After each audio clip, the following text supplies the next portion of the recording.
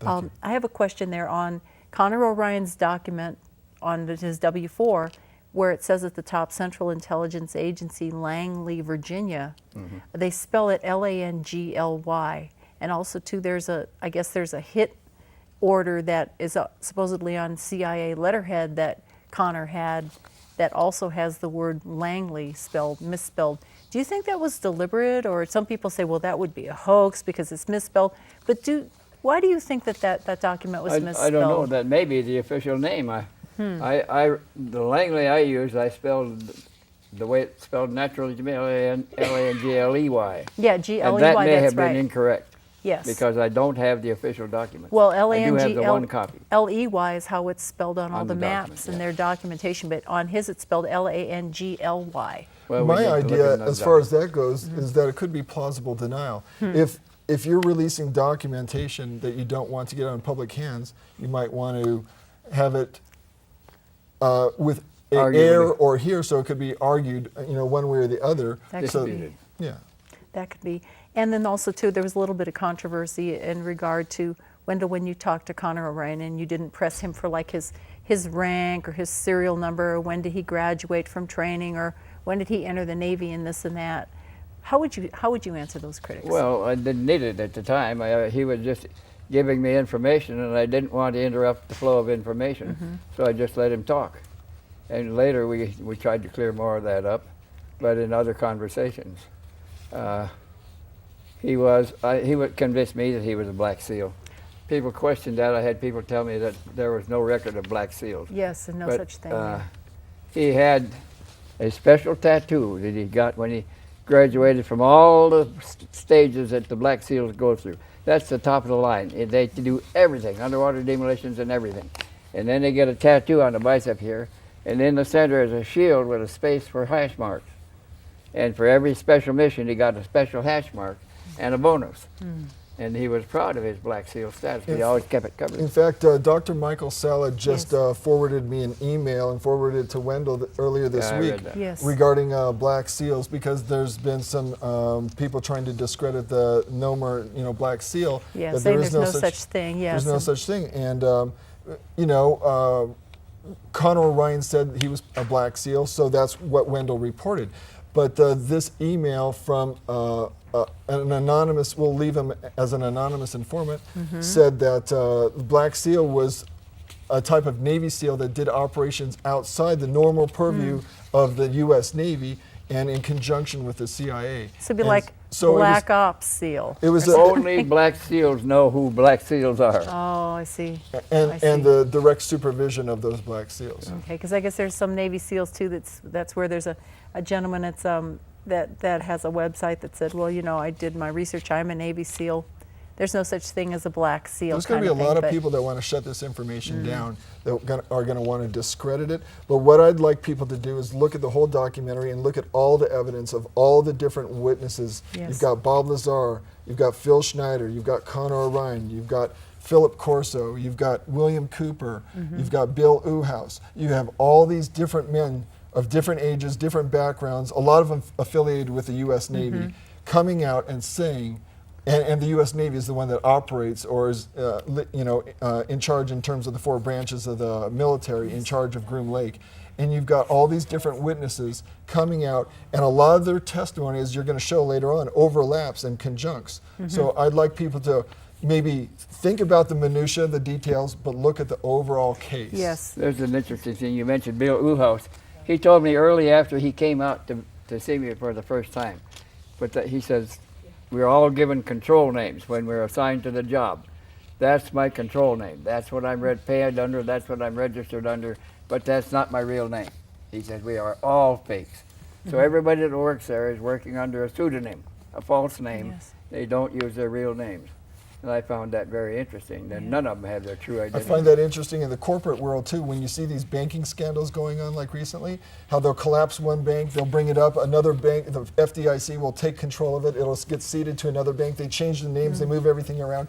It's a giant It's like a shell game. That's I was just exactly, thinking that. that's exactly how our government operates. It's Yes. a giant shell game. Try and follow the money if you can quick enough, because there you they're go. just going to keep shuffling it around, changing the names, moving everything around, renaming everything, and it's something historically done for the last several hundred years. Yeah, understood that. You know, I wanted to ask you, Wendell, when Connor O'Ryan was afraid about having photographs on his person, so when he went to mail them to you, they got lost on the bus on the way there? He had a package with him, and he said that he noticed a man standing in front of the magazine rack pretending to read the magazine, but looking over the top of it at him. So he moved. And then later he saw the man had taken up a new position with a newspaper doing the same thing. He moved again, and the man showed up watching him, so he got a little paranoid, and he went out behind the bus station to look for something to hide the package of pictures he was carrying. And he found an old starter box, a solid cardboard box. Put the package of pictures in it and some rocks, and wanted to get it on the bus with him, but the bus was leaving in less than an hour, and they said they couldn't make that be in the next morning. Of course, it never arrived. It never arrived. But he had 6 stashes of photos, and he later did retrieve one of those stashes and showed it to Jim Delatoso? Jim Delatoso up in Phoenix when Jim Cox, Wendell's grandson, and Connor O'Ryan went on a trip to Phoenix to Jim Delatoso's ranch to do work for Jim Delatoso regarding a supercomputer. That would have been Jim Cox, not Connor O'Ryan, doing that work, but Connor tagged along. And in that time, they were accosted by in a house, a bungalow outside of the main Delatoso ranch, and also during that time when Connor O'Ryan and Jim Cox were on Delatoso's ranch, Connor O'Ryan showed Delatoso the photos, and in this documentary we interviewed Delatoso, and he describes what he saw in those photos. Yes. And some of the experiences surrounding that stay of Connor O'Ryan at Delatoso's ranch is quite shocking, including dismembered body parts. Yeah, I dismember a severed finger, severed finger. Ninjas running across his lawn at night. Just a number of very Straddling his legs in bed threatening- at night with an AK-47 pointed at their heads, Jeez, and the man that's crazy. searching their little shaving kits looking So for it something. wasn't just one man making allegations. There was Yeah. a number. There was Bob Dean involved as being a witness. There was Wendell Stevens, Jim Cox, Jim Delatoso, all that heard the case. They all took down evidence Yes. of what was going on, and their testimony really supports the fact that what was going on with Connor O'Ryan wasn't just one crazy man Yes. making up a story. That would indicate that.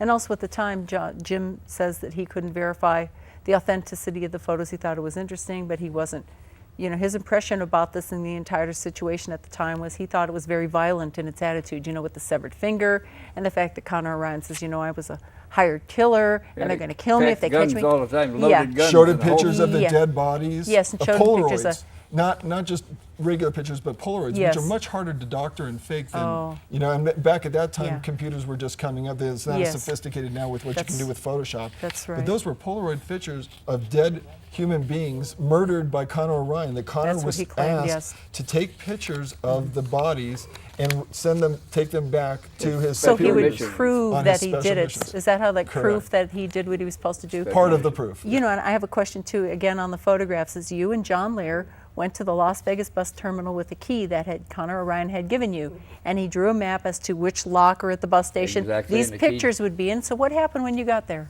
Well, we had key number 24. We looked for the bank of lockers with the locker number 24, and the whole bank was gone. So we went to the manager of the bus station there and says, "What happened to my locker? All my clothes and money and passports are in it, and it's gone." He said, "Oh, the concessionaire rotates those." I said, "Well, where's the concessionaire?" He said, gave me a telephone number. He said, "You can call him." So we went to the concessionaire. He said, "Oh yeah," he said, "we changed a couple of lockers over there." I said, "Well, where are they?" "They've got my passports, money, and everything in them." Yes. He said, "I'll have to try to find out where it went. I'll do some research. Call me tomorrow." And of course, we never heard from him again either. It's like your check's in the mail. Yeah, Sure it is. but they were gone. That just makes you wonder what's going on there. And also too, in regard to Connor O'Ryan, there were some cryptic notes left, and in one of the notes that was left was supposedly by one of his Delta Force team members that were watching him. They weren't mentioned the word Malakia.